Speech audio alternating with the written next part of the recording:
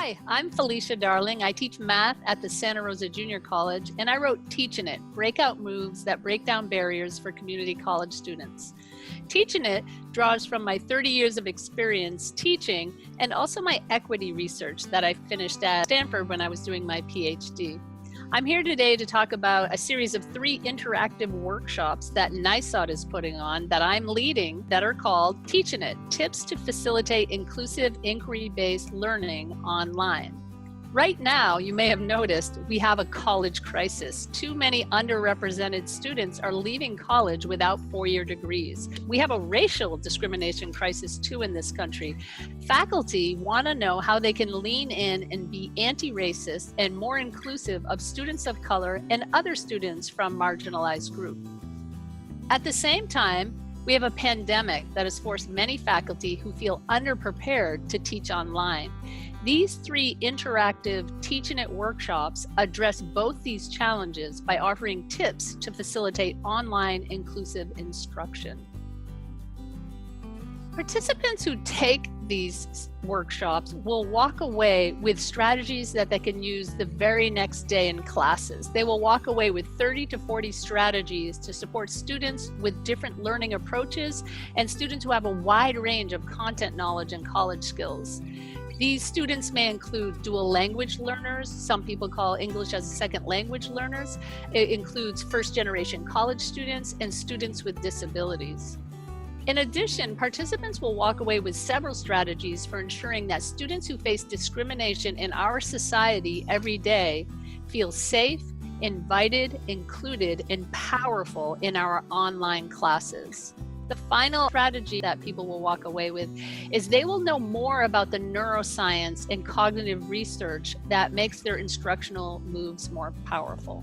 I'm going to tell you a little bit about my story. When I was 17, I wanted a doctorate. However, I came from a family with domestic violence, and none of my 5 siblings nor either of my parents went to college. I ended up finding community college when I was 24, and I really just found it. I stumbled onto it. I'm like, what is this thing? Maybe I can do this, community college. But between the ages of 17, when I first decided I wanted a doctorate, and the age of 24, when I found community college, I was homeless quite a bit. I survived 2 armed sexual assaults, among other things. I was an adult who lived in poverty. My daughter was born in a house without plumbing or electricity. In fact, I had to use an outhouse when it was 40 degrees below zero, when my eyelashes were kind of frozen together, and that was kind of the rural poverty that I lived in. Those are some of my story.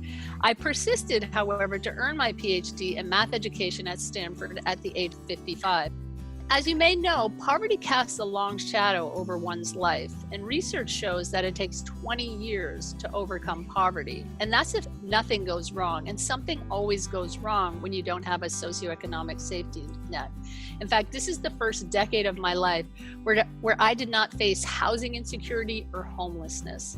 Many of our community college students have similar stories, but in addition to what I face, they also face discrimination every single day. And why I do the work I do is that I realized that if I had to make that journey from community college to getting a PhD at Stanford while facing discrimination every single day because I was Black or I had a disability or I was gay, I'm not really sure I would have made it to get a PhD. Therefore, I want students who face systemic inequity every day to get what they need in my classroom to be successful. I want them to feel safe. I want them to feel like their voices are heard.